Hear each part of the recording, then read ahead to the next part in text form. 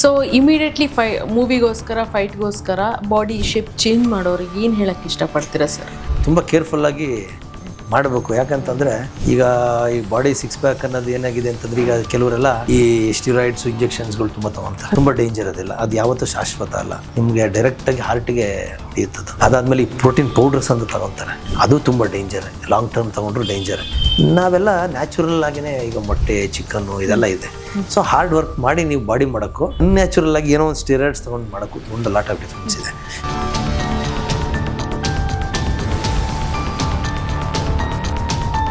ನಿಮ್ಮ ಹತ್ರ ಯಾರೋ ಒಬ್ರು ಫೈಟ್ ರೆಡಿ ಆಗಬೇಕು ಅಂತ ಬರ್ತಾರೆ, ಮಿನಿಮಮ್ ಎಷ್ಟು ಟೈಮ್ ತಗೊಳ್ತೀರಾ ಸರ್ ಒಂದು ಮೂವಿಗೆ? ಒಂದು ಏನಂತಂದರೆ, ಅವ್ರು ಕರೆಕ್ಟಾಗಿ ರೆಗ್ಯುಲರ್ ಬಂದರೆ 3 ತಿಂಗಳಲ್ಲಿ ಸ್ವಲ್ಪ ಮಾಡ್ಬೋದು. ಸ್ವಲ್ಪ ಪೂರ್ತಿ ಮಾಡೋಕ್ಕಾಗಲ್ಲ, ಯಾಕಂದರೆ ಇದರಲ್ಲಿ ತುಂಬ ಪ್ರೋಸೆಸ್ ಇದೆ.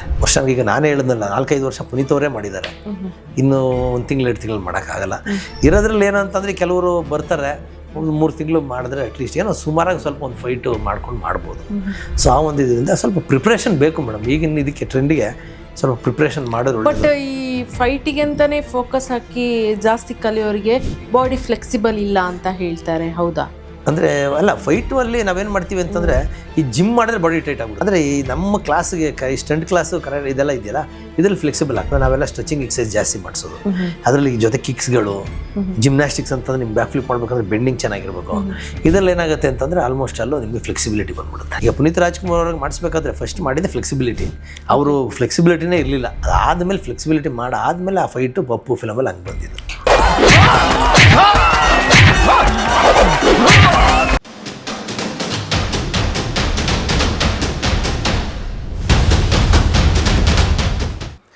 ತಗೊಂಡು ಹೋದೆ. ಸರಿ, ನಂದು ಏನಂದರೆ, ಈ ಎಕ್ಸಸೈಸ್ ಅವು ಮಾಡಿದಾಗ ಏನಾಗುತ್ತೆ, ನಿದ್ದೆ ಜಾಸ್ತಿ ಬರುತ್ತೆ. ನೈಟಲ್ಲಿ 10:30 ಏನೋ ಬಸ್ ಹತ್ತಿದ್ವಿ. ಕಣ್ಣು ಮುಚ್ಚಿದ್ದನ್ನು ಬೆಳಿಗ್ಗೆನೇ ಬಿಟ್ಟಿರೋದು ಕಣ್ಣು. ನಾನು ಒಂದು 5:30-6 ಗಂಟೆಗೆ ಊರು ಬತ್ತು ಬಾ ಅಂತ. ಅಲ್ಲಿವರೆಗೂ ಜರ್ನಿ ಮಾಡ್ಕೊಂಡು ಎಚ್ಚರನೇ ಆಗಿಲ್ಲ ನನಗೆ. ಆ ಯಾವ ಊರು ಅಂತಲೂ ಗೊತ್ತಿಲ್ಲ ನನಗೆ. ಸರಿ, ಅವು ಒಂದು ಊರು ಕರ್ಕೊಳೋದ. ಸರಿ, ಅಲ್ಲೆಲ್ಲ ಒಂದು ಕಡೆ ಚಿಕ್ಕ ಲಾಡ್ಜ್ ಮಾಡ್ಕೊಂಡ್ವಿ. ಸ್ನಾನಾಗೇನ ಎಲ್ಲ ರೆಡಿ ಆಗಿಬಿಟ್ಟು ಅವನ ಅಂಗಡಿ ಹೇಳಿದ್ನಲ್ಲ, ಆ ಅಂಗಡಿಗೆ ಹೋದ್ವಿ. ಉದ್ದಕ್ಕಿದೆ ಮೇಡಮ್, ಮಾರ್ಕೆಟು 100 ಅಂಗಡಿಗಳಿವೆ. ಫುಲ್ ಖಾಲಿ. ಏನೋ ಇಷ್ಟೊಂದು ಖಾಲಿ ಐತೆ ಅಂದೆ. 10 ಗಂಟೆ ಆಗಲಿರಪ್ಪ ಅಂತ. ಸರಿ ಆಯ್ತು ಅಂದ್ಬಿಟ್ಟು ಅವನು ಅಂಗಡಿಯವನು ಬಂದಿರಲಿಲ್ಲ. 10 ಗಂಟೆ ಆಯಿತು. ನೋಡಿದ್ರೆ ಮೇಡಮ್ ದೊಡ್ಡ ಮಾರ್ಕೆಟು. ಆ ಮುಸ್ಲಿಮನ ಅಂಗಡಿ ಪಕ್ಕದ ಅವನದೇ ಅಂಗಡಿ. ಅವ್ನು ಹೋದ್ವಿ, 5,000 ಸಾವಿರ ಅಡ್ವಾನ್ಸ್ ಕೊಟ್ವಿ. 5 ಕೊಟ್ಬಿಟ್ಟು ಆಯಿತು ನೀವು ಅಂಗಡಿ ಮಾಡ್ಕೊಡ್ರಪ್ಪ, ಯಾವಾಗ ಬರ್ತೀರ ಅಂತ ಅಂದ್ಬಿಟ್ಟು ಹಿಂಗೆ ಈಚೆ ಬಂದ್ವಿ ಮೇಡಮ್. ಸಡನ್ನಾಗಿ ಅವನು ನಮ್ಮ ಮೂರ್ತಿ ಏನೋ ಫೋನ್ ಮಾಡಿದೆ ಬೆಂಗಳೂರಿಂದ. ಗುರು ಫಸ್ಟು ಅಡ್ವಾನ್ಸ್ ವಾಪಸ್ ಇಸ್ಕೊಳ್ಳಿ ಅಂದ. ಯಾಕೆ ಅಂತಂದರೆ, ಅಲ್ಲಿ ಒಂದು ಗ್ಯಾಂಬ್ಲಿಂಗ್ ಬಿಸ್ನೆಸ್ ನಡೀತಾ ಇರ್ತಾರೆ, ಅದು ಪೊಲೀಸ್ ರೈಡ್ ಮಾಡಿಬಿಟ್ಟಿದ್ದಾರೆ. ಈಗ ಅಲ್ಲಿ ಆಗಲ್ಲ ಅಂಗಡಿ, ಈಗ ಮಾಡೋಕ್ಕಾಗಲ್ಲ ಈಗ ಸದ್ಯಕ್ಕೆ, ನೀವು ಬಂದ್ಬಿಡಿ ದುಡ್ಡು ಇಸ್ಕೊಂಡು ಅಂದ. ನಾನೇನು ಮಾಡಿದ್ವಿ, ಹೋಗಿ ನಾವು ಮುಸ್ಲಿಮನ್ನ ಕೇಳಿದೆ ಓನರ್ನ, ಸಾರ್ ಹಿಂಗೆ ಆಗೋಗ್ಬಿಟ್ಟಿದ್ದು, ದುಡ್ಡು ವಾಪಸ್ ಬೇಕಾದ್ರೆ ಅಂಗಡಿ ಮಾಡ್ಕೊಳ್ಳಿ, ವಾಪಸ್ ಕೊಡಲ್ಲ ಅಂದ್ಬಿಟ್ಟು. ನಾನು ಬೇರೆ ಮಿಸ್ಸಸ್ ಇಲ್ಲಿಗಲ್ ಅಂತ ಗೊತ್ತಿದ್ದು ಮೇಡಮ್, ಅದಕ್ಕೆ ಪರ್ಮಿಷನ್ ಇತ್ತು ನನ್ನ ಫ್ರೆಂಡ್ ಹತ್ರ, ಮಾಡ್ಬೋದಾಗಿತ್ತು. ನನ್ನ ಫ್ರೆಂಡ್ ಅವನ ಹತ್ರ ಲೆಟ್ರ್ ಇತ್ತು, ಪರ್ಮಿಷನ್ ಲೆಟ್ರು. ಪೊಲೀಸವ್ರಿಗೆ ಸಮಥಿಂಗ್ ಕೊಟ್ಟು ಮಾಡ್ಬೋದಿತ್ತು. ಅವನ ಹತ್ರ ಲೆಟ್ರ್ ಇತ್ತು, ಯಾಕಂದ್ರೆ ಅವನು ಅದರ ಅನುಭವ ಜಾಸ್ತಿ. ನಾನು ಸುಮ್ಮನೆ ಪಾರ್ಟ್ನರ್ ಥರ. ಸರಿ, ನನ್ನ ಹೆಂಡ್ತಿಗೆ ಫೋನ್ ಮಾಡಿದೆ, ಹಿಂಗೆ ಆಗೋಯ್ತು, ವಾಪಸ್ ಕೊಡಲಿಲ್ಲ ದುಡ್ಡು ಅಂತ. ನೋಡಿದ್ರಾ, ಈ ವರ್ಷ ಮಂತ್ರಾಲಯ ಹೋಗಿಲ್ಲ ನೀವು, ರಾಯರು ಹೆಂಗೆ ಮಾಡಿದ್ರು ನಿಮಗೆ ಅಂತ ಅಂದ್ಬಿಡ ನನ್ನ ಹೆಂಡ್ತಿ. ಅಯ್ಯೋ ಒಳ್ಳೆ ಗತ್ತೆ. ನಾನು ಅಲ್ಲಿಂದನೇ ಕೇಳ್ಕೊಂಡೆ ಮೇಡಮ್, ಭಗವಂತ ಫೆಬ್ರವರಿ 2 ತಿಂಗಳದೇ ಕಣಪ್ಪ, ಕೈ ಬರ್ತೀನಿ ಅಂತ ರಿಕ್ವೆಸ್ಟ್ ಮಾಡ್ಕೊಂಡು ದೇವ್ರು ಅಲ್ಲೇ ಕೇಳ್ಕೊಂಡು ಅಲ್ಲೇ ಮನ್ಸು ಅದು ಆತಂಕ ಇರುತ್ತಲ್ಲ. ಸರಿ, ತುಂಬ ಬೇಜಾರಾಯಿತು. ಅವ್ನಿಗೆ ಹೇಳಿದೆ, ಮೂರ್ತಿ ಅಪ್ಪ ಕೈ ಮುಗಿತೀನಿ, ನನಗೆ ಟ್ರೈನ್ ಹತ್ತಿಸ್ಬಿಡು ಅಂತ. ಒಂದು ಕೆಲಸ ಮಾಡೋ ವೆಂಕಟೇಶ, ನೀನು ನಾನು ನಮ್ಮ ರಿಲೇಷನ್ ಮನೆ ಇದೆ, ಹೋಗ್ತೀನಿ, ನೀನು ಟ್ರೈನಿಗೆ ಹತ್ತಿಸ್ತೀನಿ ಬಾ ಅಂತ ಅಂದ್ಬಿಟ್ಟು 4 ಗಂಟೆಗೆ ಬಿಟ್ಟ ಸ್ಟೇಷನ್ಗೆ. ಅಲ್ಲಿ ನೋಡಿದ್ರೆ ಸೆಟ್ಲು ಟ್ರೈನು ರಾತ್ರಿ 10:00 10:30. ಸರಿ, ನೀನು ಹೋಗಪ್ಪ, ನಾನು ಕಾಯ್ಕೊಂಡು ಕೂತ್ಕೋತೀನಿ, ನಮ್ಮ ಹತ್ರ ದುಡ್ಡು ಬೇರೆ ಇರಲಿಲ್ಲ ಅಷ್ಟೊಂದು. ಟ್ರೈನಿಗೆ ಆಗೋಷ್ಟು ದುಡ್ಡಿತ್ತು, ಬಸ್ ಚಾರ್ಜ್ ಕೊಡೋಷ್ಟು ಕಾಸಿರಲಿಲ್ಲ. ಅವ್ರು ಕೊಡಲೇ ಇಲ್ಲ, ಹೊಟ್ಟೋಗ್ಬಿಟ್ಟು ಅವನು, ಯಾರು ಮಾಡಲ್ಲ. ಸರಿ, ಏನು ಮಾಡ್ದೆ, ಅಲ್ಲಿ ಕೂತ್ಕೊಂಡು 10:30 ಟ್ರೈನ್ ಬಂತು ಮೇಡಮ್. 10:30 ಟ್ರೈನ್ ಬಂತು, ಟ್ರೈನ್ ಹತ್ತದೆ ಮೇಡಮ್. ಒಂದು ಚೂರೂ ಜಾಗ ಇಲ್ಲ, ಸೆಟ್ಲ್ ಗಾಡಿ 10:30 ಹತ್ತಿದ್ದಕ್ಕೆ ಬೆಂಗಳೂರಿಗೆ ಎಷ್ಟು ಗಂಟೆಗೆ ಹೇಳಿದ್ರೆ 6-6:30 ಹೋಗೋದಂತೆ ಬೆಳಗ್ಗೆಗೆ. ಅಷ್ಟು ಪೂರ್ತಿ ಜರ್ನಿ, ಒಂದು ಸೀಟ್ ಇಲ್ಲ ಕೂತ್ಕೊಳ್ಳೋಕ್ಕೆ. ಅಲ್ಲೇ ನಿಂತಿದ್ದೀನಿ. ಹೋಯ್ತು. ನೆಕ್ಸ್ಟು ಮಾರ್ಕೆಟು, ಅವು ಮೂಟೆ ಹಾಕ್ಕೊಂಡು ಬರೋರೆಲ್ಲ ಮೂಟೆ ತಳ್ತಾರೆ. ಇನ್ನೊಂದು ಏನೋ ಮೂಟೆ, ಬೆಳಗಿನ ಜಾವ ಎಲ್ಲ ತರಕಾರಿ ಇದಕ್ಕೆ ಹೋಗ್ಬೇಕಲ್ಲ ಮಂಡಿಗೆ, ಅವರು ಎಲ್ಲ ತುಂಬಿ ಏನು ನಾನು ಒಂದು ಕಾಲಲ್ಲಿ ನಿಂತಿದ್ದೀನಿ ಮೇಡಮ್. ಜಾಗನೇ ಇಲ್ಲ. ಈಗ ತಾನೇ ಟ್ರೈನ್ ಸ್ಟಾರ್ಟ್ ಆಗಿದೆ, 6:30ವರೆಗೂ ನಿಂತ್ಕೋಬೇಕಲ್ಲ. ನನಗೆ ಆಗಲೇ ಇಲ್ಲ, ಜನ ನೂಕಿ ಬ್ಯಾಕ್ ಪೇನ್ ಶುರು ಆಗೋಯ್ತು. ಇಳಿಬೇಕು ಅನ್ನೋ ಅಷ್ಟೊತ್ತಿಗೆ ಒಂದು ಚಿಕ್ಕ ಹುಡುಗ ಸರ್ ಯಾಕೆ ಇಳಿತಾ ಇದ್ದೀರಾ, ಯಾಕೆ ಎಲ್ಲಿ ಹೋಗ್ಬೇಕು ನೀವು, ನಾನು ಬೆಂಗ್ಳೂರಿಗೆ ಹೋಗ್ಬೇಕು ಅಂತ. ಸರ್ ಬೆಳಿಗ್ಗೆ 6:30 ಹೋಗುತ್ತೆ ಅಂತಾನೆ 3-4ನೇ ಕ್ಲಾಸ್ ಹುಡುಗ ಅವನು. ಸರ್ ನೆಕ್ಸ್ಟ್ ಸ್ಟಾಪಲ್ಲಿ ನೋಡ್ತೀನಿ, ಖಾಲಿ ಇದ್ರೆ ಹೇಳ್ತೀನಿ ಸೀಟು ಇದು ಮಾಡಿದ್ರೆ ಅಂತ. ಸರಿ ಆಯ್ತು. ಹಿಂಗೆ ಹೋಗಕ್ಕೆ ಹೋದ್ರೆ ಜನ ನುಗ್ತಾ ಇದ್ದಾರೆ ಸ್ಟೇಷನ್ ಕಡೆ. ಈ ಜಲ್ಲಿಕಲ್ ಈ ಕಡೆ ಇದೆಯಲ್ಲ, ಇಲ್ಲಿ ಇಳಿದ್ಬಿಟ್ಟ. ಓದ ವಾಪಸ್ ಬಂದ. ಸಾರ್ ಇಲ್ಲ ಸಾರ್ ಸೀಟ್ ಎಲ್ಲೂ ಅಂತ ಬಂದ. ಅಪ್ಪ ನಿನ್ ಕೈ ಮುಗಿದ್ದೀನಿ ಕಣೆಯ, ತಡಿಬೇಡ, ನಾನು ಹೋಯ್ತು ಇಳಿತೆ. ಸರಿ ಒಂದೇ ಒಂದು ಅವಕಾಶ ಕೊಡಿ ಸರ್ ಅಂದ. ತಿರ್ಗಾ ಓದ ತಿರ್ಗಾ ಬಂದ. ಏನು ಜನ ಬರ್ತಾನೆ ಇವ್ರೆ, ತಿರ್ಗಾ ಬಂದ. 3 ಸ್ಟೇಷನ್ ಇದು, 2 ಸ್ಟೇಷನ್ ಆಗೋತ್ತು. 11:30 ಆಗೋಯ್ತು. ನಾನು ಹುಡುಗನಿಗೆ ಹೇಳ್ದೆ, ಅಪ್ಪ ಈ ನೆಕ್ಸ್ಟ್ ಟ್ರೈನಲ್ಲಿ ಇಳಿದ್ಬಿಡ್ತೀನಿ ಕಣಪ್ಪ, ಬಿಟ್ಬಿಡಪ್ಪ, ನಾನು ಬಸ್ಸಲ್ಲಿ ಎಂಥಲ್ಲ ಹೋಯ್ತೀನಿ ಬಿಡು ಅಂತಂದ್ರೆ. ಸರಿ ಒಂದೇ ಒಂದು ಅವಕಾಶ ಕೊಡಿ ಸರ್ ಅಂದ. 11:30 12 ಗಂಟೆ ಅವ್ನು ಯಾರು ಅಂತಾನೆ ಗೊತ್ತಿಲ್ಲ ನನಗೆ. ಓಡ್ದ ಎಲ್ಲಿ ಓಡ್ದ ಗೊತ್ತಾ ಮೇಡಮ್, ರೈಲ್ ಇಂಜಿನ್ ಇದೆಯಲ್ಲ ಮುಂದೆ, ಅಲ್ಲಿ ಓಡ್ಬಿಟ್ಟು ನೋಡ್ತಾ ಇದ್ದೀನಿ ಸಾರ್ ಎಲ್ಲೂ ಖಾಲಿ ಅಂತ. ಟ್ರೈನ್ ಸ್ಟಾರ್ಟ್ ಆಗ್ಬಿಡ್ತು, ಅಲ್ಲೇ ಹತ್ಬಿಟ್ಟ ಅವನು. ಫುಲ್ ಖುಷಿ ಆಗೋಯ್ತು ನನಗೆ. 12 ಗಂಟೆ ಟೈಮು. 3 ಸ್ಟೇಷನ್ ತಳ್ದ. ನೆಕ್ಸ್ಟ್ ಸ್ಟೇಷನ್ ಇಳಿದ್ಬಿಡ್ಬೇಕಂತ ಡಿಸೈಡ್ ಆದೆ. ನೆಕ್ಸ್ಟ್ ಸ್ಟೇಷನ್ ಬಂತು ಮೇಡಮ್. ಈ ಕಡೆ ಹೋಗಿ ಇಳಿಯಕ್ಕೆ ಹೋಯ್ತೀನಿ, ಇನ್ನೂ ಜನ ನಿಂತ್ಕೊಳ್ಳೋಕೆ ಆಗಿಲ್ಲ. ಈಗ ತಳ್ಳೇ ಬಿಟ್ರು ವಾಪಸ್ ಒಳಗೆ. ಇವ್ನು ಇಳಿದ್ನಲ್ಲ, ಅಲ್ಲಿ ಇಳಿದ್ಬಿಟ್ಟೆ ನಾನು. ಕೆಳಗೆ ಇಳಿದ್ಬಿಟ್ಟೆ, ಜಲ್ಲಿಕಲ್ ಮೇಲೆ ಇಳ್ಕೊಂಬಿಟ್ಟೆ ಟ್ರೈನು. ಅಯ್ಯೋ ಅಪ್ಪ, ಈ ಸವಾಸನೆ ಬೇಡ ಅನ್ನೋ ಲೆವೆಲ್ಗೆ ಆಗೋಗ್ಬಿಡ್ತು. 12 ಗಂಟೆ 12:15 ಈ ಕತ್ಲೆ ಒಳಗೆ ಇಳಿದ್ಬಿಟ್ಟಿದ್ದೀನಿ. ಯಾವ ಊರು ಅಂತ ನಾನು ಇದು ಮಾಡೋದು, ಎಲ್ಲಿ ಏನು ಬಂದಿದ್ದು ಗೊತ್ತೇ ಇಲ್ಲ. ನಾನು ದೇವ್ರನ್ನ ಕೇಳ್ಕೊತಾ ಇದ್ದೀನಿ, ಅಪ್ಪ ಎಂಥ ಶಿಕ್ಷೆ ಕೊಡ್ತಾ ಇದೀಯ ನನಗೆ, ನೀನು ರಾಯರು ಒಂದು ಬರಲಿಲ್ಲ ಅಂದಿದ್ದಕ್ಕೆ ಅಂತ ನಾನು ಹೇಳ್ಕೊತಾನೆ ಇದ್ದೀನಿ. ನಾನು ಹೆಂಡ್ತಿ ಬರ ಹಿಂಗೆ ಅಂದ್ಬಿಟ್ಲಲ್ಲ. ಸರಿ ಟ್ರೈನ್ ಹೋಯ್ತು. ಹೋದ್ಮೇಲೆ ಯಾವುದು ಅಂತ ಹಿಂಗೆ ನೋಡಿದ್ರೆ ಮಂತ್ರಾಲಯ ಅಂತ ಆಕೈತೆ. ಮಂತ್ರಾಲಯ ಅಂತ ಆಕೈತೆ. ನಾನು ಯಾವ ಮಂತ್ರಾಲಯ ಅದು ಅಂತ ಫುಲ್ ಕನ್ಫ್ಯೂಷನ್. ನೋಡಿ ನಾನು ಇನ್ನೊಂದು ಮಂತ್ರಾಲಯ ಇದೆಯಾ ಅಂತ ನಾನು, ಮಂತ್ರಾಲಯನ ಸರಿ ಯಾವುದೋ ಇರ್ಬೋದು, ಈ ರೂಟಲ್ಲಿ ಯಾಕೆ ಬರುತ್ತೆ ಮಂತ್ರಾಲಯ ಅಂತ ಅಂದ್ಬಿಟ್ಟು ಹೋಯ್ತು. ಹಿಂಗೆ ಹತ್ಬಿಟ್ಟು ಸ್ಟೇಷನ್ ಮಾಸ್ಟರ್, ಸರ್ ಯಾವುದು ಮಂತ್ರಾಲಯ ಅಂತ ಹಾಕಿದ್ರೆ, ಯಾವ ಮಂತ್ರಾಲಯ, ರಾಘವೇಂದ್ರ ಸ್ವಾಮಿ ಇರೋ ಮಂತ್ರಾಲಯ ನನ್ನ ಪ್ರಶ್ನ ಆಯಿತು ನೋಡಿ. ನಾನು ಫುಲ್ಲು ಗಾಬರಿ ಆಗೋಗ್ಬಿಟ್ಟೆ. ನಾನು ಹೆಂಡ್ತಿಗೆ ಫೋನ್ ಮಾಡಿ ಹೇಳ್ದೆ ಹಿಂಗೆ ಅಂತೇಳಿ. ಕೊನೆಗೆ ಆಮೇಲೆ ಮಂತ್ರಾಲಯ ಹೋದೆ. ಅಲ್ಲಿ ಇವರು ಆಟೋದವ್ರು ಇದ್ರು. ಸರ್ ನನಗೆ ಮಂತ್ರಾಲಯ ಬಿಡಿ ಅಂದೆ. ಒಬ್ರಿಗೆ ಆದರೆ ಇಷ್ಟೊಂದು ದುಡ್ಡಾಗುತ್ತೆ, ಒಂದು ಕಾಲ ಒಂದು ಟ್ರೈನ್ ಬರುತ್ತೆ, ಅವಾಗ ಒಂದು 5-6 ಜನ ಕೂತ್ಕೊಂಡು ನಿಮ್ಗೆ ಸ್ವಲ್ಪ ಕಮ್ಮಿ ಆಗುತ್ತೆ. ಅವ್ನಿಗೆ ಹೇಳಿದೆ ಹಿಂಗಾಯ್ತು ಸರ್ ಅಂತ. ಅವ್ರು ಹೇಳಿದ್ರು, ನೀವು ರಾಯರನ್ನ ನಂಬ್ಕೊಂಡಿದ್ದೀರಾ ಅಂದರೆ 100% ಅವ್ರು ನಿಮ್ಗೆ ದರ್ಶನಕ್ಕೆ ಅವ್ರು ಕರೀತಾರೆ. ನಾನು ಈ ವರ್ಷ ನೋಡಿ ಒಂದು ದಿವಸ ಮಿಸ್ ಆಗಿಲ್ಲ, ಅಲ್ಲಿಂದ ಇದುವರೆಗೂ ಒಂದು ದಿವಸ ಮಿಸ್ ಆಗಿಲ್ಲ. ಮಂತ್ರಾಲಯ ಹೋಗಿ ದೇವ್ರ ಮುಂದೆ ಕೂತ್ಕೊಂಡ್ರೆ ನನಗೆ ಗೊತ್ತೇ ಇಲ್ಲ, ಬರ್ತಾನೆ ಇದೆ ಕಣ್ಣಲ್ಲಿ ನೀರು. ಮಿಸ್ ಆದ್ರೆ ನಿಮ್ಗೆ ಸೆನ್ಸ್ ಆಗುತ್ತೆ. 100% ಅದೇ ಹೇಳಿದ್ದು. ಈಗ ಒಂದು ಅಲ್ಲಿಂದ ಇದುವರೆಗೂ ಒಂದು ದಿವಸ ಮಿಸ್ ಆಗಿಲ್ಲ. ಒಂಥರ ಅದು ಭಗವಂತ ನೋಡಿ ರಾಯರು, ಅಲ್ಲಿಂದ ಇಲ್ಲಿವರೆಗೂ ಹಿಂಗೆ ನಡೀತಾ ಇದೆ. ಅವಾಗ ನೋಡಿದ ಮಂತ್ರಾಲಯ ಇವಾಗ ನೋಡಿದ ಮಂತ್ರಾಲಯ ಸೇಮ್ ಇದೆಯಾ ಸರ್? ಅದೆಲ್ಲ ಸಖತ್ ಚೇಂಜ್ ಆಗ್ಬಿಟ್ಟಿದೆ. ಸಾಕಷ್ಟು ಅಭಿವೃದ್ಧಿ ಮಾಡಿಬಿಟ್ಟಿದ್ದಾರೆ. ವರ್ಷ ಹೋಗ್ತೀವಲ್ಲ, ತುಂಬಾ ಅಭಿವೃದ್ಧಿ ಮಾಡಿದ್ದಾರೆ. ವೈಬ್ ಹಂಗೆ ಇದೆ. ಅಯ್ಯೋ ರಾಯರು ಅಂತಂದ್ರೆ ಅದು ಹೇಳಿದ್ನಲ್ಲ ಮೇಡಮ್, ಕಲಿಯುಗದಲ್ಲಿ ಅವರೇ ಇವತ್ತು ನಮಗೆಲ್ಲ ಕಾಪಾಡ್ತಾ ಇರೋದು. ಸೊ ಅದಕ್ಕೆ ವರ್ಷ 1 ಸಲ 2 ಸಲ ನಾನು ನೆನೆಸ್ಕೊಂಡ್ರೆ ಹೋಗ್ಬೇಕು ಅಂದ್ರೆ ಹೊಟ್ಟೋಗ್ಬಿಡ್ತೀನಿ ಹಂಗೆ ಇವತ್ತು. ಯಾಕಂದ್ರೆ ಈಗ ನಮ್ಮನ್ನೆಲ್ಲ ಇಲ್ಲಿವರೆಗೂ ಕರ್ಕೊಬಂದು ನಿಲ್ಸಿರೋದು ಅವರೇ ಮೇಡಮ್. ಒಂದು ಸಕ್ಸಸ್ಗೋಸ್ಕರ ಕಾಯ್ತಾ ಇದ್ದೀನಿ. ಗ್ಯಾರಂಟಿ ನೆಕ್ಸ್ಟ್ ಪಿಕ್ಚರ್ ಕೊಡ್ತೀನಿ. ಆಗುತ್ತೆ ಸರ್, ಆಗುತ್ತೆ. ಹಂಗೆ ಇಷ್ಟು ಹಾರ್ಡ್ಲಿ ಹೇಳ್ತಾ ಇದ್ದೀರ ಅಂದ್ರೆ ಆಗುತ್ತೆ. ಯಾಕಂದ್ರೆ ನನ್ನ ಮಕ್ಕಳು ಅಷ್ಟೇ ತುಂಬ ಚೆನ್ನಾಗಿ ಮಾಡಿದ್ದಾರೆ ಮ್ಯೂಸಿಕ್. ಅವರಿಬ್ರು ಅವ್ರಿಗೆ ಕೊಟ್ಟಿದ್ದೀನಿ ಮಾಡಿ ಅಂತ. ಯಾಕಂದ್ರೆ ಈಗ ನನ್ನ ಕೈಲಿ ಏನು ನಡೆಯುತ್ತೆ ಮಾಡ್ಬೇಕು ಮಕ್ಕಳಿಗೆ. ಖಂಡಿತ ಸಪೋರ್ಟ್ ಮಾಡಬೇಕು. ಆಮೇಲೆ ಒಂದು ಸಿನಿಮಾ ಮಾಡಿದ್ದಾನೆ ಅವನು ಆಲ್ರೆಡಿ, ಪಾರಿತೋಷಕ ಅಂತೇಳಿ. ನನ್ನ ಮಗ ದೊಡ್ಡ ಮಗ ಮಾಡಿದ್ದಾನೆ. ಚಿಕ್ಕ ಮಗ ಒಂದು ಈಗ ತಮಿಳ್ ಸಾಂಗ್ ಒಂದು ಮಳೆ ತುಳಿ ಅಂತೇಳಿ ಒಂದು ಸಿನಿಮಾ, ಇದು ಸಾರಿ ಆಲ್ಬಮ್ ಸಾಂಗು. ಲವಿತ್ ಅಂತೇಳಿ ಅವ್ರ ಕ್ಲಾಸ್ಮೇಟು, ಅವರೇ ಮ್ಯೂಸಿಕ್ ಡೈರೆಕ್ಟ್ರು. ಸರ್ ಇವನು ಬಂದು ಸಿಂಗರು, ತುಂಬ ಅದ್ಭುತವಾಗಿ ಆಡಿದ್ದಾನೆ. ಸೊ ಟ್ಯಾಲೆಂಟ್ ಇದೆ. So song already 4-5 song ready ಮಾಡಿ ಇಟ್ಟಿದ್ದಾರೆ ನನ್ನ ಪಿಕ್ಚರ್ಗೆ ಅಂತಾನೆ. ನಾನೇ ಕೋರ್ಸ್ ಮಾಡಿಸಿದ್ದೀನಿ. ಸೊ ಈಗ ಅವರೇ ಮ್ಯೂಸಿಕ್, ಅದಕ್ಕೆ ಕತೆ ಚಿತ್ರಕಥೆ ನಿರ್ದೇಶನ, ನಾವು ನಿರ್ಮಾಪಕರು ಬೇರೆ, ಬೇರೆಯವರು ಪ್ರೊಡ್ಯೂಸರ್. ನಾವು ಮಾಡಲ್ಲ, ಬೇರೆಯವರು ಇದ್ದಾರೆ ಪ್ರೊಡ್ಯೂಸ್ ಮಾಡೋದಕ್ಕೆ. ಸೊ ಈ ಥರ ಒಂದು ಮಾಡ್ತಾ ಇದ್ದೀನಿ ಮೇಡಮ್. ಮಾಡಿ ಸರ್, ಒಳ್ಳೇದಾಗಲಿ ಸರ್. ಸೊ ಇಮಿಡಿಯೇಟ್ಲಿ ಮೂವಿಗೋಸ್ಕರ ಫೈಟ್ಗೋಸ್ಕರ ಬಾಡಿ ಶೇಪ್ ಚೇಂಜ್ ಮಾಡೋರಿಗೆ ಏನು ಹೇಳಕ್ಕೆ ಇಷ್ಟಪಡ್ತೀರಾ ಸರ್? ಇಲ್ಲ, ಅದು ತುಂಬ ಕೇರ್ಫುಲ್ಲಾಗಿ ಮಾಡಬೇಕು. ಯಾಕಂತಂದರೆ ಈಗ ಈ ಬಾಡಿ 6 ಪ್ಯಾಕ್ ಅನ್ನೋದು ಏನಾಗಿದೆ ಅಂತಂದರೆ, ಈಗ ಕೆಲವರೆಲ್ಲ ಈ ಸ್ಟಿರಾಯ್ಡ್ಸು ಇಂಜೆಕ್ಷನ್ಸ್ಗಳು ತುಂಬ ತೊಗೊತಾರೆ. ಹೌದು ಅಲ್ವಾ? ತುಂಬ ಡೇಂಜರ್ ಅದೆಲ್ಲ. ಅದು ಯಾವತ್ತೂ ಶಾಶ್ವತ ಅಲ್ಲ. ನಿಮಗೆ ಡೈರೆಕ್ಟಾಗಿ ಹಾರ್ಟಿಗೆ ಹೊಡೆಯುತ್ತದು. ಅದಾದಮೇಲೆ ಈ ಪ್ರೋಟೀನ್ ಪೌಡರ್ಸ್ ಅಂತ ತಗೊತಾರೆ, ಅದು ತುಂಬ ಡೇಂಜರ್. ಲಾಂಗ್ ಟರ್ಮ್ ತೊಗೊಂಡ್ರು ಡೇಂಜರ್. ನಾವೆಲ್ಲ ನ್ಯಾಚುರಲ್ ಆಗಿಯೇ ಈಗ ಮೊಟ್ಟೆ, ಚಿಕನ್ನು ಇದೆಲ್ಲ ಇದೆ. ಸೊ ಹಾರ್ಡ್ ವರ್ಕ್ ಮಾಡಿ ನೀವು ಬಾಡಿ ಮಾಡೋಕ್ಕೂ, ಅನ್ಯಾಚುರಲ್ ಆಗಿ ಏನೋ ಒಂದು ಸ್ಟಿರಾಯ್ಡ್ಸ್ ತೊಗೊಂಡು ಮಾಡೋಕ್ಕೂ ತುಂಬ ಲಾಟ್ ಆಫ್ ಡಿಫ್ರೆನ್ಸ್ ಇದೆ. ಯಾಕಂದರೆ ಈಗೆಲ್ಲ ನಾವು ಆಲ್ರೆಡಿ ನೋಡಿದ್ದೀವಿ, ಈ ಸ್ಟಿರಾಯ್ಡ್ಸ್ ತೊಗೊಂಡು ಮಾಡೋವಂಥವರೆಲ್ಲ ಎಷ್ಟು ಜನ ಡೆತ್ ಆಗಿಬಿಟ್ಟಿದ್ದಾರೆ. ಸೊ ಅದು ಬೇಕಾಗಿಲ್ಲ. ಈಗ ಮಾಮೂಲಿ ಫುಡ್ಡಲ್ಲೇ ತರಕಾರಿ, ಸೊಪ್ಪು ಕಾಳು veg non veg chicken mutton ಇದರಲ್ಲೇ ಇದೆ ನಿಮಗೆ, ಮೊಟ್ಟೆಲಿ ಇದರಲ್ಲೆಲ್ಲ ಇದೆ. ಸೊ ನಾವು ಆರೋಗ್ಯನ ಉಳಿಸ್ಕೊಂಡು ಎಷ್ಟು ಬೇಕು ಅಷ್ಟು ಮಾಡ್ಕೊಂಡು ಹೋದರೆ ಆಗುತ್ತೆ. ಇದೆಲ್ಲ ಅವಶ್ಯಕತೆ ಇಲ್ಲದೆ ಇರೋದು. ಅಂದರೆ ನಿಮ್ಮ ಹತ್ರ ಬಂದವ್ರಿಗೆ ಯಾರಿಗೂ ಇದನ್ನು ರೆಫರ್ ಮಾಡಿ? ನಾನು ಫಸ್ಟ್ ಆಫ್ ಆಲ್ ನಾನು ಯಾರೇ ಬಂದರೂ ಸಜೆಸ್ಟೇ ಮಾಡಲ್ಲ. ಚೆನ್ನಾಗಿ ಊಟ ಮಾಡಿ, ಒಳ್ಳೊಳ್ಳೆ ಪ್ರೋಟೀನ್ಸ್ ಫುಡ್ ತಿನ್ನಿ. ಯಾಕಂದರೆ ನಮ್ಮಲ್ಲೇ ತುಂಬ ಪ್ರೋಟೀನ್ ಅಂತಂದರೆ ಈಗ ಜಿಮ್ ಮಾಡೋರಿಗೆ ಬೇಕಾಗಿರೋದು ಪ್ರೋಟೀನ್ ಎಲ್ಲಿದೆ? ಮೊಟ್ಟೆ, ಚಿಕನ್ನು ಮತ್ತು ಕ್ಯಾಲ್ಶಿಯಮ್, ಅಲ್ಲಿ ಹಾಲು, ಇದೆಲ್ಲ ತುಂಬ ಅಷ್ಟೇ ಸಾಕು. ನೀವು ಅಷ್ಟರಲ್ಲೇ ಎಕ್ಸಸೈಸ್ ಮಾಡೋದು ಅಷ್ಟೇ ತುಂಬ ಚೆನ್ನಾಗಿ ಮಾಡ್ಬೋದು. ಓಕೆ.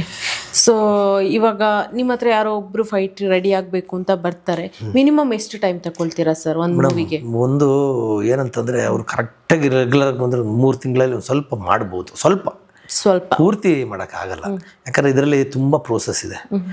ಈಗ ನಾನೇ ಹೇಳಿದ್ನಲ್ಲ, 4-5 ವರ್ಷ ಪುನೀತ್ ಅವರೇ ಮಾಡಿದ್ದಾರೆ. ಇನ್ನು 1 ತಿಂಗಳು 2 ತಿಂಗಳು ಮಾಡೋಕ್ಕಾಗಲ್ಲ. ಇರೋದ್ರಲ್ಲಿ ಏನಂತಂದರೆ ಕೆಲವರು ಬರ್ತಾರೆ, ಒಂದು 3 ತಿಂಗಳು ಮಾಡಿದ್ರೆ ಅಟ್ಲೀಸ್ಟ್ ಏನೋ ಸುಮಾರಾಗಿ ಸ್ವಲ್ಪ ಒಂದು ಫೈಟು ಮಾಡ್ಕೊಂಡು ಮಾಡ್ಬೋದು. ಸೊ ಆ ಒಂದು ಇದರಿಂದ ಸ್ವಲ್ಪ ಪ್ರಿಪ್ರೇಷನ್ ಬೇಕು ಮೇಡಮ್. ಈಗಿನ ಇದಕ್ಕೆ ಟ್ರೆಂಡಿಗೆ ಸ್ವಲ್ಪ ಪ್ರಿಪ್ರೇಷನ್ ಮಾಡೋದು. ಬಟ್ ಈ ಫೈಟಿಗೆ ಅಂತಾನೆ ಫೋಕಸ್ ಹಾಕಿ ಜಾಸ್ತಿ ಕಲಿಯೋರಿಗೆ ಬಾಡಿ ಫ್ಲೆಕ್ಸಿಬಲ್ ಇಲ್ಲ ಅಂತ ಹೇಳ್ತಾರೆ, ಹೌದಾ? ಅಂದರೆ ಅಲ್ಲ, ಫೈಟು ಅಲ್ಲಿ ನಾವೇನು ಮಾಡ್ತೀವಿ ಅಂತಂದರೆ ಈ ಜಿಮ್ ಮಾಡಿದ್ರೆ ಬಾಡಿ ಟೈಟ್ ಆಗಿಬಿಡುತ್ತೆ. ಆದರೆ ಈ ನಮ್ಮ ಕ್ಲಾಸ್ಗೆ ಸ್ಟಂಟ್ ಕ್ಲಾಸು ಇದೆಲ್ಲ ಇದೆಯಲ್ಲ, ಇದರಲ್ಲಿ ಫ್ಲೆಕ್ಸಿಬಲ್ ಆಗ್ತಾರೆ. ಯಾಕಂದರೆ ನಾವೆಲ್ಲ ಸ್ಟ್ರೆಚಿಂಗ್ ಎಕ್ಸಸೈಸ್ ಜಾಸ್ತಿ ಮಾಡಿಸೋದು. ಅದರಲ್ಲಿ ಜೊತೆ ಕಿಕ್ಸ್ಗಳು, ಜಿಮ್ನಾಸ್ಟಿಕ್ಸ್ ಅಂತಂದ್ರೆ ನಿಮ್ಗೆ ಬ್ಯಾಕ್ ಫ್ಲಿಪ್ ಮಾಡ್ಬೇಕಂದ್ರೆ ಬೆಂಡಿಂಗ್ ಚೆನ್ನಾಗಿರ್ಬೇಕು. ಇದರಲ್ಲಿ ಏನಾಗುತ್ತೆ ಅಂತಂದರೆ ಆಲ್ಮೋಸ್ಟ್ ಅಲ್ಲೂ ನಿಮಗೆ ಫ್ಲೆಕ್ಸಿಬಿಲಿಟಿ ಬಂದ್ಬಿಡುತ್ತೆ. ನಮ್ಮ ಒಂದು ಇದು ನಾನು ಫಸ್ಟ್ ಮಾಡೋದೇ ಅದು. ಈಗ ಪುನೀತ್ ರಾಜ್ಕುಮಾರ್ ಅವ್ರಿಗೆ ಮಾಡಿಸ್ಬೇಕಾದ್ರೆ ಫಸ್ಟ್ ಮಾಡಿದ್ದೆ ಫ್ಲೆಕ್ಸಿಬಿಲಿಟಿ. ಅವರು ಫ್ಲೆಕ್ಸಿಬಿಲಿಟಿನೇ ಇರಲಿಲ್ಲ. ಅದಾದಮೇಲೆ ಫ್ಲೆಕ್ಸಿಬಿಲಿಟಿ ಮಾಡಾದ್ಮೇಲೆ ಆ ಫೈಟು ಪಪ್ಪು ಫಿಲಮಲ್ಲಿ ಹಂಗೆ ಬಂದಿದ್ದು. ಅಯ್ಯ, ಅದಕ್ಕೋಸ್ಕರ ಡ್ಯಾನ್ಸು ಚೆನ್ನಾಗಿ ಮಾಡ್ತಾರೆ, ಫೈಟು ಚೆನ್ನಾಗಿ ಮಾಡ್ತಾರೆ. ಯಾಕಂದರೆ ಮೇಡಮ್ ಒಂದು ತಿಳ್ಕೊಳ್ಳಿ, ನಾವು ಮಾಡುವಾಗ ತುಂಬ ಹಾರ್ಡ್ ವರ್ಕ್ ಮಾಡಿದ್ರು ಅವರು. ತುಂಬ ಅಂದರೆ ಎಷ್ಟು ಹಾರ್ಡ್ ವರ್ಕ್ ಮಾಡಿದ್ರು ಅಂತಂದರೆ ಯಾವ ಎಕ್ಸಸೈಸ್ ಮಾಡಿದ್ರು ಅವ್ರು ಬೇಡ ಅಂತಿರಲಿಲ್ಲ ಅವರು. ಅದಕ್ಕೋಸ್ಕರನೇ ಆ ಅಪ್ಪು ಸಿನಿಮಾಗೆ ಮಾಡಲಿವರೆಗೂ ಅಷ್ಟು ಫ್ಲೆಕ್ಸಿಬಿಲಿಟಿ ಆಗಿ ಫುಡ್ಡಲ್ಲಿ ಆಗಿರ್ಬೋದು, ಎಕ್ಸಸೈಸಲ್ಲಿ ಆಗಿರ್ಬೋದು. ಸೊ ಈ ಥರದ್ದೊಂದು ಫ್ಲೆಕ್ಸಿಬಿಲಿಟಿ ಬಂದಿದ್ದಕ್ಕೆ ಅವ್ರು ಆ ಕಿಕ್ಸ್ಗಳು ಹಂಗೆ ಮಾಡ್ತಿದ್ದು. ಅದೇನಂದರೆ ಅಷ್ಟು ವರ್ಷ ಮಾಡಿದ್ವಲ್ಲ, ಹಂಗೆ ಉಳ್ಕೊಂತವ್ರ ಬಾಡಿಲಿ ಅವ್ರಿಗೆ ಆ ಥರ. ಸರ್, ಇಂಡಸ್ಟ್ರಿಗೆ ಹೊಸದಾಗಿ ಬರೋರಿಗೆ ನಿಮ್ಮ ಕಡೆ ಒಂದು ಟಿಪ್ಸ್ ಅಂದರೆ ನಾನು ಹೇಳೋದು ಇಷ್ಟೇ. ಈಗ ನಾವು ಆಲ್ಮೋಸ್ಟ್ ಅಲ್ಲಿ ನಾವು ನೋಡಿದ ಪ್ರಕಾರ ಸುಮ್ಮನೆ ದುಡ್ಡಿದೆ ನಾನು ಹೀರೋವಾಗಿ ಮಾಡ್ತೀನಿ ಅಂತ ಬರೋರೇ ಜಾಸ್ತಿ ಇದ್ದಾರೆ. ಪ್ರಿಪ್ರೇಷನ್ಸ್ ಇರಲ್ಲ. ನಾನು ಹೇಳೋದು ಇಷ್ಟೇ, ಯಾರೇ ಆಗಿರ್ಬೋದು, ಫಸ್ಟು ಪ್ರಿಪ್ರೇಷನ್. ಏನು ಒಂದು ಆ್ಯಕ್ಟಿಂಗ್ ಆಗಿರ್ಬೋದು, ಒಂದು ಫೈಟ್ ಆಗಿರ್ಬೋದು, ಒಂದು ಡ್ಯಾನ್ಸ್ ಆಗಿರ್ಬೋದು, ಇದೆಲ್ಲ ರೆಡಿ ಮಾಡ್ಕೊಂಡು ಬಂದರೆ ಖಂಡಿತ ಒಂದು. ಆಮೇಲೆ ಇನ್ನೊಂದು ಏನು ಗೊತ್ತಾ ಮೇಡಮ್, ಇಲ್ಲಿವರೆಗೂ ನೀವು ತಿಳ್ಕೊಳ್ಳಿ, ಸಡನ್ನಾಗಿ ಹೀರೋ ಆಗಿ ಬಂದು ತುಂಬ ಅಪರೂಪ ಅಲ್ವಾ? ಯೋಚನೆ ಮಾಡಿ. ಈಗ ಅಣ್ಣವರಾಗಿರ್ಬೋದು, ಈ ಪ್ರತಿಯೊಬ್ಬರು ಯಾರೇ ಕಲಾವಿದರುಗಳಾಗಲಿ ಇವತ್ತು ಹೀರೋ ಆಗಿ ನಿಂತಿರೋರು, ಯಶ್ ಆಗಿರ್ಬೋದು, ರಿಷಬ್ ಶೆಟ್ಟಿ ಆಗಿರ್ಬೋದು, ಯಾರೇ ಆಗಿರ್ಬೋದು, ಜಗ್ಗೇಶ್ ಅವರಾಗಿರ್ಬೋದು, ತುಂಬ ಕಷ್ಟಪಟ್ಟು ಬಂದಿರೋಂಥವ್ರು. ಈಗ ನಾವು ಇಷ್ಟು ಕಷ್ಟಪಟ್ಟು ಅಷ್ಟು ವರ್ಷದಿಂದ ಜರ್ನಿ ಮಾಡಿದ್ರೆ ಒಂದು ಟೈಮ್ ಬಂದಾಗ ಹಂಗೆ ಎಲ್ಲ. ಯಾಕೆಂತಂದ್ರೆ ಅದು ಏನು ಗೊತ್ತಾ ಮೇಡಮ್, ಅನುಭವ ಚೆನ್ನಾಗಾಗುತ್ತೆ ಮೇಡಮ್. ಕ್ಯಾಮ್ರಾ, ಆ್ಯಕ್ಟಿಂಗ್ ಬಗ್ಗೆ ನಾವು ಹೆಂಗಿರಬೇಕು, ನಡವಳಿಕೆ ಎಲ್ಲನೂ ಆ್ಯಡ್ ಆಗುತ್ತೆ. ಸೊ ಅದನ್ನು ಪಕ್ವಾದರೆ ಮಾತ್ರ ಆ ಕಲಾವಿದನಿಗೆ ಏನಾಗುತ್ತೆ ಅಂತಂದರೆ, ಈಗ ಒಬ್ರಿಗೆ ಹೆಂಗೆ ರೆಸ್ಪೆಕ್ಟ್ ಕೊಡಬೇಕು, ಇದೆಲ್ಲ ಇಂಪಾರ್ಟೆಂಟ್ ಆಗಿ. ಒಬ್ಬ ಹೀರೋಗೆ ಆ ಹೀರೋ ಆದಮೇಲೆ ಅದು ಉಳಿಸ್ಕೊಳ್ಳೋದಿದೆ ನೋಡಿ, ಹೌದು, ಅದು ಇಂಪಾರ್ಟೆಂಟು. ಉಳಿಸ್ಕೋಬೇಕು ಅಂದರೆ ಏನು ಮಾಡಬೇಕು, ಅವ್ರ ಕ್ಯಾರೆಕ್ಟರ್ ಕರೆಕ್ಟಾಗಿರ್ಬೇಕು. ಒಬ್ಬ ಅಭಿಮಾನಿಗಳು ಬಂದರೆ ಅವ್ನಿಗೇನೋ ಆಸೆ ಪಟ್ಟು ಬರ್ತಾರೆ, ಸರ್ ಒಂದೇ ಒಂದು ಫೋಟೋ ಅಂತಾರೆ, ಅವ್ರನ್ನ ನಾವು ಚೆನ್ನಾಗಿ ಮಾಡಬೇಕು. ಈಗ ಪುನೀತ್ ಅವ್ರು ಇನ್ನೇನು ಮಾಡ್ತಾಯಿದ್ದೆ ಮೇಡಮ್, ಬಂದರೆ ಹಿಂಗೆ ತಪ್ಕೊಂಬಿಡೋರು, ಯಾರೇ ಬರಲಿ ಹಿಂಗೆ ಕೈ ಮೈ ಹಿಂಗೆಲ್ಲ ಹಾಕೊಂಡು ಇರ್ಬೋದು. ನಮಗೆ ಪುನೀತ್ ರಾಜ್ಕುಮಾರ್ ಜೊತೆ ಫೋಟೋ ಅವ್ನು 100 ಜನಕ್ಕೆ ತೋರಿಸ್ತಾನೆ ಊರಿಗೆ ಹೋಗಿ. ಅದು ಕಲಿಬೇಕು ನಾವೆಲ್ಲ ಕಲ್ತಿದ್ದು ಅವರಿಂದನೇ ಮೇಡಮ್, ಅಣ್ಣವ್ರ ಮನೆಯಿಂದನೇ ಕಲ್ತಿದ್ದು. ಸೊ ಯಾರೇ ನೋಡಿ, ನಾವು ಅಪ್ಪಾಜಿಯವ್ರಿಗೆ ಆಗಲಿ ಯಾರಿಗೆ ಪ್ರಾಕ್ಟೀಸ್ ಮಾಡಿ, ಅಪ್ಪನೇ ಆಗಲಿ ಪ್ರಾಕ್ಟೀಸು ಎಕ್ಸಸೈಸ್ ಎಲ್ಲ ಆದಮೇಲೆ ಜನಗಳು ನಿಂತ್ಕೊಳ್ಳೋರು, ಅಲ್ಲಿ ಮನೆಯಿಂದ ಹೇಳೋರು ಹಿಂಗೆ ಬಂದಿರುತ್ತೆ, ಎಲ್ಲ ಹೋಗ್ತಾ ಇದ್ವಿ. ನಾನು ಜೊತೆಲಿ ಹೋಗ್ತಾಯಿದ್ದೆ. ಪ್ರತಿಯೊಬ್ಬರ ಹತ್ರನೂ ಆಚೆ ಬಂದಿರೋ ಊರಿವ್ರು ಎಲ್ಲ ಉತ್ತರ ಕರ್ನಾಟಕದಿಂದೆಲ್ಲ ಬಂದ್ಬಿಡೋರು. ಅಪ್ಪು ಅವ್ರು ನೋಡಬೇಕು ಅಂತ, ಅಣ್ಣವ್ರು ಅಪ್ಪಾಜಿಯವ್ರು ನೋಡಬೇಕು ಅಂತ, ಎಲ್ಲರ ಹತ್ರನೂ ಡೈಲಿ ಫೋಟೋ ಇಡ್ಸೋರು. ಆದರೂ ಉತ್ತರ ಕರ್ನಾಟಕ ಸೈಡು ಫ್ಯಾನ್ಸ್ಗಳು ಭಯಂಕರ. ಹೌದು, ಅಷ್ಟು ಜನ ಬರೋರು, ಎಲ್ರಿಗೂ ಫೋಟೋ ಕೊಡೋರು, ಕೊಟ್ಟು ಎಲ್ಲನೂ ಕಳಿಸೋರು. ನಾವು ಅದು ಕಲ್ತ್ರೆ ಮಾತ್ರನೇ ಮೇಡಮ್. ಕಲಾವಿದನಿಗೆ ಹೀರೋ ಆದಮೇಲೆ ತುಂಬ ಅದನ್ನು ಮೇಂಟೈನ್ ಮಾಡಬೇಕು, ಎಲ್ಲೂ ಕೋಪ ಮಾಡ್ಕೊಳ್ದಂಗೆ. ಯಾಕಂದ್ರೆ ಅಷ್ಟು ವರ್ಷ ಕಷ್ಟಪಟ್ಟಿರ್ತೀವಿ. ಈಗ ನಮ್ಮ ಸಿನಿಮಾನ ಅವ್ರು ನೋಡಬೇಕು ಅಂದರೆ ನಾವು ಅವ್ರನ್ನ ದೇವ್ರ ಥರನೇ ಕಾಣಬೇಕಲ್ವ. ಆ ದೇವ್ರಿಗೆ ನಾವು ಏನು ರೆಸ್ಪೆಕ್ಟ್ ಸಲ್ಲಿಸ್ಬೇಕು. ಸೊ ಅದಿರಬೇಕು. ಇದೆಲ್ಲ ನಾವು ಕಲ್ತಿದ್ದು ಅಪ್ಪಾಜಿಯವರಿಂದ. ಅಭಿಮಾನಿ ಹೌದು ಅಂತಾರಲ್ಲ ಹಂಗೆ. ಹಂಗೆ ನಾವು ಅಷ್ಟೇ ಒಂಥರ ಖುಷಿ ಮೇಡಮ್. ಯಾಕಂದ್ರೆ ಈಗ ನಾವು ಈಗ ಎಲ್ಲೋ ಒಂದ್ ಕಡೆ ಶೂಟಿಂಗ್ ಹೋಗ್ತೀವಿ, ಸಾರ್ ಅಂತಾರೆ, ನಮ್ಗೆ ಅವಾಗ ಖುಷಿ. ಇಷ್ಟು ವರ್ಷ ನಾವು ಕಷ್ಟಪಟ್ಟಿರ್ತೀವಿ ಇದೊಂದಕ್ಕೋಸ್ಕರ, ನಮ್ಮ ಹತ್ರ ಫೋಟೋ ಇಡ್ಸ್ಕೊತಾವ್ರೆ ಅಂದ್ರೆ ಒಂದು ಲೆವೆಲ್ ರೀಚ್ ಆಗಿದ್ದೀನಿ ನಾವು ಅನ್ಸುತ್ತಲ್ವಾ, ಖುಷಿ ಮೇಡಮ್ ಅದು. ಬರಪ್ಪ ಅಂತ ಹಿಡಿದ್ಕೊಂಡು ಏನ್ ಮಾಡ್ತಾರೆ ಮೇಡಮ್, ಒಂದು ಫ್ರೇಮ್ಗೆ ಹಾಕ್ಸ್ಕೊತಾರೋ, ಮೊಬೈಲ್ ಇಟ್ಕೋತಾರೋ, ಏನೋ ಒಂದು ಏನು ಮಾಡ್ತಾರೆ ಮೇಡಮ್ ಪಾಪ ಅಲ್ವಾ. ಬಟ್ ರಿಸ್ಕ್ ಅಂತ ಆಗಿರೋದು ಆ ಅಣ್ಣವರು ಡೆತ್ ಆದ ಟೈಮಲ್ಲಿ ಅಲ್ವಾ ಸರ್, ಬಾಡಿ ಶಿಫ್ಟಿಂಗ್ ಟೈಮಲ್ಲಿ ಭಾರಿ ಏನ್ ಮಾಡ್ತಾರೆ ಅನ್ನೋದು ಭಯ ಆಗಿರೋದು ಭಯಂಕರ. ನಾವು ಅಲ್ಲೇ ಇದ್ವಲ್ಲ ಮೇಡಮ್, ಎಂಥ ಅನುಭವ ಅದು ಅಂತಂದರೆ, ಅವ್ರು ತೀರೋದಾಗಂತೂ ಎಷ್ಟೊಂದು ಜನ ಸತ್ತೋಗ್ಬಿಟ್ರು. ನಾವು ಹೇಳಿದ ನಾನು ಆ ಲಾರಿ ಇದರಲ್ಲಿದ್ದೆ ಗಾಡಿ ಒಳಗೆ, ಆ ಇದು ಬಂದ ತಕ್ಷಣವೇ ಆ್ಯಂಬುಲೆನ್ಸು ಅಪ್ಪಾಜಿಯವರಿದ್ದರು, ನಾನು ಈ ಕಡೆ ಇದ್ದೀನಿ, ಅಪ್ಪು ಆ ಕಡೆ ಇದ್ದಾರೆ. ಕೈ ಹಿಡ್ಕೊಂಡು ಅವತ್ತು ಬಿಟ್ಟಿದ್ರೆ ಕೈ ಒಬ್ರು ಕಾಲೊಬ್ರು ಕಿತ್ಕೊಂಡು ಹೋಗ್ಬಿಟ್ರು ಅವ್ರು ಜನ. ಅಷ್ಟೊಂದು ಜನ ಅಭಿಮಾನಿಗಳು ಮೇಡಮ್. ನನ್ನ ಬಟ್ಟೆ ಅವಾಗ ತಾನೇ ಡ್ರಿಪ್ಸ್ ಹಾಕಿ ಒಂದು ಟೇಪ್ ಅಂಟಿಸಿದ್ರು, ಕಿಟಕಿ ಹತ್ರ ಕೈ ಬಂದ್ಬಿಟ್ಟು ಏನು 10 ಜನ 20 ಜನ ಎಳೆಯೋರು. ಹಂಗೆ ಎಳೆದಿದ್ದಕ್ಕೆ ಆ ಬ್ಲಡ್ ಬಂದು ನನ್ನ ಶರ್ಟ್ ಪೂರ್ತಿ ಆಗ್ಬಿಟ್ಟಿತ್ತು ಇಲ್ಲಿ ತುದಿಲಿ. ಆ ಶರ್ಟ್ನ ಸುಮಾರು ವರ್ಷ ಹಂಗೆ ಮುಳುಗಿದ್ದೆ, ನನ್ನ ಅಪ್ಪಾಜಿಯವ್ರ ಬ್ಲಡ್ ಆಗಿತ್ತಲ್ಲ ಅದನ್ನು. ಅಂದರೆ ಹಂಗೆ ಜನ ಇದ್ರು. ಅಂದ್ರೆ ಆ ನೋವನ್ನ ಕ್ಯಾರಿ ಮಾಡ್ಬೇಕಾ ಅಲ್ಲ ಇದನ್ನ ಕಂಟ್ರೋಲ್ ಮಾಡ್ಬೇಕು ಭಯಂಕರ ಮೇಡಮ್. ಅದು ಪೊಲೀಸ್ ಪ್ರೊಟೆಕ್ಷನ್ ಪ್ರಾಬ್ಲಮ್ ಅಲ್ಲ, ಪೊಲೀಸ್ ಪ್ರೊಡಕ್ಷನ್ ಮೇಡಮ್. ಆ ಜನಕ್ಕೆ ಎಲ್ಲಿ ಅಭಿಮಾನಿಗಳು ಅಷ್ಟು ಜನಕ್ಕೆ ಪ್ರೊಡಕ್ಷನ್ ಯಾವ ಪೊಲೀಸ್ ಸಾಕಲ್ಲ. ಅಂದ್ರೆ ಹಂಗಿರೋದು ಯಾವತ್ತೂ ನೋಡಿಲ್ಲ. ಈಗಲೂ ನೋಡಿ ಹಳೆ ವಿಡಿಯೋ, ಅಷ್ಟು ಅಭಿಮಾನಿಗಳು ಎಲ್ಲಿದ್ದಾರೆ ಮೇಡಮ್ ಈಗ. ಖಂಡಿತ ಏನು ಊರು ಹಿಂಗೆ ನೋಡ್ತಾ ಇದ್ರೆ ಏನು ಎಲ್ಲಾ ಕಡೆ ಅಷ್ಟು ಜನರು. ಆ ಥರ ಒಬ್ರು ಜನಗಳು ಅಭಿಮಾನಿಗಳು ಬರೋದು ತುಂಬ ಕಷ್ಟ ಇದ್ದಾರೆ ಮುಂದಕ್ಕೆ. ಅದು ಆ ಕಾಲ ಹೋಯ್ತು ಬಿಡಿ. ಆ ಒಂದು ಕಾಲ, ಆ ಒಂದು ಇದು ಅಷ್ಟು ಇಲ್ಲವಾಗಿಲ್ಲ. ಏನು ನೋಡಿದ್ರಿ ಈಗ ನೀವೇ ನೋಡ್ತೀರಾ, ಹೋಗ್ತೀವಿ ಪಿಕ್ಚರ್ ಥಿಯೇಟರ್ ನೋಡ್ಕೋತೀವಿ ಬರ್ತೀವಿ ಅಷ್ಟೇ. ಆ ಸ್ಟಾರ್ ಕಟ್ಟೋದು ಹೀರೋ ಯಾರು ಆಶ್ಚರ್ಯ ಇಲ್ಲ ಅದರಲ್ಲಿ. ಇತ್ತೀಚೆಗೆ ನೋಡಿದ ಯಾವ ಸಿನಿಮಾ ತುಂಬಾ ಇಷ್ಟ ಆಯ್ತು ಸರ್? ಕಾಂತಾರ ನೋಡಿದೆ, KGF ಅದಾದ್ಮೇಲೆ ನೋಡಿದೆ. ಈಗ ರಾಜ್ಬಿ ಶೆಟ್ಟಿ ಅವ್ರ ಮನೆ ಬಂತಲ್ಲ, ಸೂಫ್ರಮ್ ಎಲ್ಲ ಅದ್ಭುತ ಬಿಡಿ ಮೇಡಮ್, ಅದ್ರ ಬಗ್ಗೆ ಮಾತಾಡಂಗಿಲ್ಲ. ಮತ್ತೆ ಈಗ ಮೊನ್ನೆ ದರ್ಶನ್ ಅವ್ರ ಸಿನಿಮಾ ನೋಡಿದೆ, ಅದು ಓಕೆ ನೋಡ್ಬೋದು, ಚೆನ್ನಾಗಿ, ಏನು ಅದು ಅದ್ಭುತವಾಗಿತ್ತು. ಸೊ ಈ ಥರ ಒಂದು ರಿಷಬ್ ಶೆಟ್ಟಿ ಅವ್ರದ್ದು ಕಾಂತಾರ 2 ಎಲ್ಲ ಸಖತ್ ಮೂವಿ ಬಿಡಿ ಅವೆಲ್ಲ. ಲೈಫಲ್ಲಿ ಮುಂದಿನ ಯೋಜನೆಗಳು ಏನೇನಿದೆ? ಇಲ್ಲ, ನನ್ನ ಯೋಜನೆ ಅಂತಂದ್ರೆ ಸಿನಿಮಾ ಇಂಡಸ್ಟ್ರಿ ಇದು ಇಲ್ಲೇ ನಮ್ದು. ಮಕ್ಕಳು ಸರ್? ಅದೇ ಅವರು ಈಗ ದೊಡ್ಡವ್ರು BCom ಮಾಡ್ತಾ ಇದ್ದಾನೆ, ಅವನ ಜೊತೆಗೆ ಇದು ಮ್ಯೂಸಿಕ್ ಮಾತ್ರ. ಇಲ್ಲ ಎಲ್ಲ ಅದೇ ಕೇಳ್ತಾರೆ, ಏನು ನೀವು ಫೈಟ್ ಮಾಸ್ಟರ್ ಅವ್ದು ಹೆಂಗ್ ಮ್ಯೂಸಿಕ್ ಅಂತ ನನಗೆ ಗೊತ್ತಿಲ್ಲ, ಅದು ಭಗವಂತನ ಇಚ್ಛೆ. ಸೊ ಅವ್ರು ಮ್ಯೂಸಿಕ್, ಚಿಕ್ಕವನು ಮ್ಯೂಸಿಕ್ ಮಾಡಿದ ಜೊತೆ ಅವ್ನು ಚಿಕ್ಕವನು ಸ್ವಲ್ಪ ಆಕ್ಟಿಂಗ್ ಅಲ್ಲಿ ಇದ್ದಿದ್ದಾನೆ, ನಾಟಕ ಗಿಟಕೆಲ್ಲ ಮಾಡ್ತಾನೆ, ಜೊತೆಗೆ ಮ್ಯೂಸಿಕ್ ಮಾಡ್ತಾನೆ, ಜೊತೆಗೆ ಓದ್ತಾ ಇದ್ದಾರೆ. ಸೊ ನನ್ನ ಸಿನಿಮಾಗೆ ಹೇಳಿದ್ನಲ್ಲ ಅವ್ರಿಗೆ. ಸರ್ ನೀವು ನಾಟಕ ಅಂತ ಹೇಳಿದ ಕೂಡ ನೆನಪಾಯ್ತು, ರಂಗಭೂಮಿಯಲ್ಲಿ ಆಕ್ಟಿಂಗ್ ನಾಟಕಗಳನ್ನು ಮಾಡ್ತಾ ಇದ್ದವರಿಗೆ ಸಡನ್ ಆಗಿ ಸ್ಕ್ರೀನ್ ಮುಂದೆ ಮೂವಿ ಅಂತ ಬಂದಾಗ ಆಕ್ಟಿಂಗ್ ಕಷ್ಟ ಆಗುತ್ತೆ ಸರ್? ಕಷ್ಟ ಅಂದ್ರೆ, ನಾವು ನಾಟಕ ಮಾಡೋಕ್ಕಿಂತ ಮುಂಚೆನೇ ನಾನು ಇಂಡಸ್ಟ್ರಿಲಿ ಇದ್ದೆ. ನಮ್ಮ ತಂದೆಯವರು ನಾವು ಚಿಕ್ಕದ್ರಿಂದ ನಾಟಕ ಮಾಡೋಣ, ನಾನು ಅವ್ರು ನೋಡಿ ಬೆಳೆದವನಲ್ವಾ.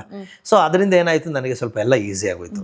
ಈಗ ನಮ್ಮ ತಂದೆಗೆ ನಮ್ಮ ತಂದೆ ಬಂದು ನಮ್ಮ ಚಿಕ್ಕ ಮಗನಿಗೆ ಅವರು ಯಾವಾಗಲೂ ಕೆಲವು ನಾಟಕದ ಪ್ರಾಕ್ಟೀಸ್ ಮಾಡಿಸ್ತಾ ಇರ್ತಾರೆ. ಸೊ ನಾನು ನಾಟಕ ಮಾಡಿ, ನಮ್ಮದೇ ಆದ ಒಂದು ಟೀಮ್ ಇದೆ, ಭೈರವೇಶ್ವರ ಕಲಾವೇದಿಕೆ ಅಂತ ನಾವು ಮಾಡ್ಕೊಂಡಿದ್ದೀವಿ. ನಮ್ದು ಒಂದು ಟೀಮ್ ಇದೆ, ನಮ್ಮದೇ ಆದ ಒಂದು ಟೀಮ್ ಇದೆ. ರವಿಕುಮಾರ್ ಅವರು ಇದ್ದಾರೆ, ಗೋಪಿ ಅಂತೇಳಿ, ಮಂಜುನಾಥ್ ಅಂತೇಳಿ, ನಾನು ಎಲ್ಲ. ಅದರಲ್ಲಿ ಒಂದು ಶ್ರೀಕೃಷ್ಣ ಸಂಧಾನ ಅಂತ ಕಾಮಿಡಿ ಮಾಡಿದ್ವಿ ನಾಟಕ. ಇದಾದಮೇಲೆ ಈಗ ಮೊನ್ನೆ DD1 ಒಂದು ನಾಟಕ ಮಾಡಿದ್ವಿ. ಪ್ರಚಂಡ ರಾವಣ ಅಂತೇಳಿ ನಾವು ಒಂದು DD1ಗೆ ಒಂದು ನಾಟಕ ಮಾಡಿದ್ವಿ. ಸೊ ಈ ಥರ ಒಂದು ನಮ್ದು ಒಂದು ಸೈಡಲ್ಲಿ ಮಾಡ್ತಾ ಇರ್ತೀವಿ ಸರ್. ಮುಂಚೆಯಿಂದ ನಾಟಕ ಮಾಡ್ತಾ ಇರೋದ್ರಿಂದ ಕೇಳ್ತಾ ಇದ್ದೀನಿ ಸರ್, ಮುಂದೆ ಹಿಂದೆ ಇರೋ ಆಡಿಯನ್ಸು ಈಗ ಕೊಡ್ತಿರೋ ಆಡಿಯನ್ಸ್ ಸಪೋರ್ಟು ಈಕ್ವಲ್ ಇದೆಯಾ ಸರ್? ಅದು ವ್ಯತ್ಯಾಸ ಏನಿಲ್ಲ.